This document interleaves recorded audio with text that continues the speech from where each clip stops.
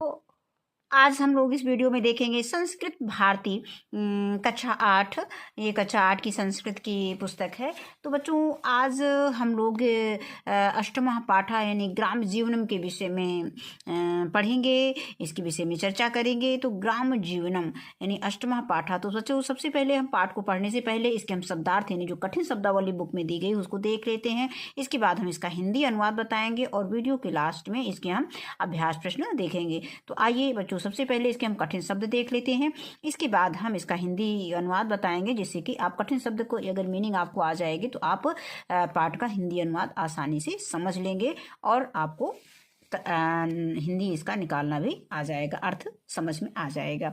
तो शब्दार्थः कृषि वलाह मीन होता है, कृषि वलाह मीन होता है किसान, और क्षेत्रेषु मीन होता है खेतों में, वारिणा मीन होता है जल से, कुल्या मीन होता है नहर, करसंत मीन होता है जोतते हैं, वपंत मीन होता है बोते हैं, परितः मीन होता है चारों ओर, प्रयच्छंत मीन होता है प्रदान करते हुए, और शस्य श्यामला मीन होता है फसलों से हरित, जंत मीन होता है कूजते हैं, संभ्यू मीन होता है एक होकर, और सौविध्यम मीन होता है सुविधा, शुक्रम मीन होता है सरल, राजते मीन होता है सुशोभित होती है, तत्रत्यम मीन होता है वहाँ का। तो बच्चों अब इसके बाद हम इस पाठ का हिंदी अनुवाद देखते हैं। तो दिया गया है अष्टमः पाठः, पाठ 8 ग्राम जीवनम, गांव का जीवन यानी गांव का जीवन बच्चों कैसे होता है आप सभी लोग परिचित हो, तो उसी के बारे में आज हम लोग पढ़ेंगे। तो ग्राम जीवनम सुव्यवस्थितम भवति, गांव का जीवन सुव्यवस्थित होता है। ग्रामे प्रायेण सर्वे स्वस्था भवन्ति, गांव में प्रायः सभी स्वस्थ होते हैं। वनेषु नगरेषु चा तथा जीवनम न भवति, वनों में और नगरों में वैसा जीवन नहीं होता। चा प्रातः कालात् सायं यावत् क्षेत्रेषु कर्म कुर्वन्ति, वे सुबह से शाम तक खेतों में भी काम करते हैं। क्षेत्राणि सेक्तुं वारिणां पूर्णाः कुल्याः भवन्ति, खेतों के चारों तरफ जल से पूर्ण नालियां होती हैं। कृषकाः क्षेत्राणि हलेन कर्षन्ति, कृषक यानी किसान खेतों को हलों से जोतते हैं। कुल्या जलेन तानि सिंचति, नहरों के जल से उनको सींचते हैं। तत्र बीजानि वपन्ति च, और बीजों को बोते हैं। ग्रामान परितः सस्य श्यामला धरित्री राजते, ग्रामों के यानी गांवों के चारों तरफ फसलों से हरित भूमि होती है। परिश्रमशीला ग्रामीणा धान्यादिकम उत्पादयन्ते, परिश्रमशील ग्रामीण लोग धन धान्य उत्पन्न करते हैं। वैज्ञानिकोपकरणानां सहायेन इदानीं कृषि व्यवसायः लाभप्रदः संजातः, वैज्ञानिक उपकरणों की सहायता से अब कृषि यानी खेती व्यवसाय लाभप्रद हो गया है। ग्राम पथिकानां गोपालानां च संगीतेन हृदय प्रसन्नम भवति, गांव के पथिकों और गोपालकों का संगीत से हृदय प्रसन्न होता है। वृक्षाः निस्वार्थमेव फलं छायां च प्रयच्छन्ति, पेड़ बिना स्वार्थ के फल और छाया देते हैं। ग्रामे शुकः कपोतः मयूरः कोकिला दयः पक्षिणः कूजन्ति, गांव में तोता हंस मोर व कोयल आदि पक्षी कूजते हैं। अश्वः गो महिषि मेषादयः पशवः च चरन्ति, हिरण यानी अश्व मीन घोड़ा, गाय, भैंस, बकरी आदि पशु चरते हैं। ग्रामेषु मनोरंजनम अल्प व्यवसाध्य भवति।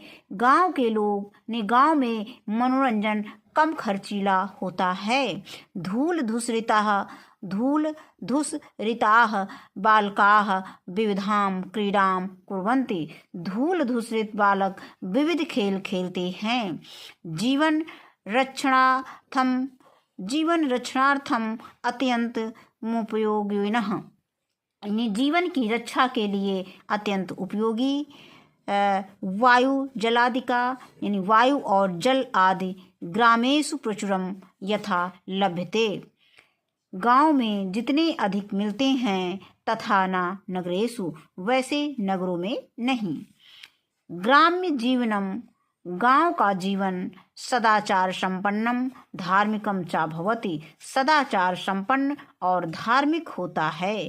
ग्रामवासिनां मनासि निर्मलानि भवति, ग्रामवासी का मन से, यानी ग्रामवासी मन से निर्मल होते हैं। तत्रत्यं वातावरणं स्वच्छं भवति, वहाँ का वातावरण स्वच्छ होता है। प्राचीन काले ग्रामेषु तथा विधम शिक्षालय चिकित्सालयादीनां सौविध्यं नासीत् यथा आद्यास्ति। प्राचीन काल में गांव में शिक्षालय चिकित्सालय आदि की वैसी सुविधा नहीं थी यथा अद्यास्ति, जैसा आज है। तथापि अधुना ग्रामेषु सकलानि साधनानि यदि उपलब्धानि भवेयुः तर्हि ग्रामजीवनम् इतोपि सुखकरं च भविष्यति। तथापि यदि आजकल गांव के सारे साधन उपलब्ध हो जाए तो ग्राम्य जीवन इससे भी सरल और सुखकर होगा। तदर्थ ग्राम निवासी भी संभूय प्रयत्न विधेय। इसके लिए गांव के निवासियों द्वारा एक होकर प्रयत्न किया जाना चाहिए। अब इसके बाद अभ्यास देखते हैं। पहला प्रश्न दिया गया है उच्चारणम कुरुत पुस्तिकायाम चा लिखत, उच्चारण करो और अपनी कॉपी पर लिखो। तो इसका उच्चारण सबसे पहले देख लेते हैं। सुव्यवस्थितम, सहायेन, अल्प व्यय साध्यम, निःस्वार्थमेव, जीवन रक्षणार्थम, सौविध्यम। दूसरा प्रश्न दिया गया है एक पदेन उत्तरतः, एक शब्द में उत्तर लिखो। तो पहला प्रश्न दिया गया है का कृषकाः क्षेत्राणि केन कर्षन्ति, तो उत्तर हो जाएगा हलेन, यानी कृषक जो है किसान किससे खेती करता है, तो हल से। अब इसके बाद आता है निस्वार्थमेव फलम छायाश्च के प्रयच्छन्ति, तो वृक्षाः। इसके बाद गा दिया है ग्रामेषु अल्प व्यय साध्यम किम भवति, उत्तर है मनोरंजनम। इसके बाद घा में दिया गया है ग्राम निवासी भी संभूय किम विधेयम, तो उत्तर हो जाएगा प्रयत्न। इसके बाद है प्रश्न संख्या 3, तो पूर्ण वाक्येन उत्तरतः, इसमें पूर्ण वाक्य में उत्तर देना है। तो प्रश्न संख्या का दिया गया है कि ग्राम जीवनम कृदसम भवति, तो उत्तर में लिखेंगे ग्राम जीवनम सुव्यवस्थितम भवति। इसके बाद प्रश्न संख्या खा है क्षेत्रेषु जनाः कदा कार्यं कुर्वन्ति, उत्तर लिखेंगे क्षेत्रेषु जनाः प्रातः कालात् सायं पर्यन्त कार्य कुर्वन्ति। अगला प्रश्न गा दिया गया है प्राचीन काले ग्रामेषु केषां सौविध्यम नासीत्, इसका उत्तर है प्राचीन काले ग्रामेषु तथा विधम सौविध्यम नासीत्। इसके बाद प्रश्न संख्या घा है ग्राम जीवनम सुकरम कदा भविष्यति, इसका उत्तर है ग्राम जीवनम सुकरम भविष्यति यदि सकलानि साधनानि उपलब्धानि भवेयुः। अब इसके बाद प्रश्न संख्या 4 है मंजूषात् क्रियापदानि चित्वा वाक्यानि पूरयत।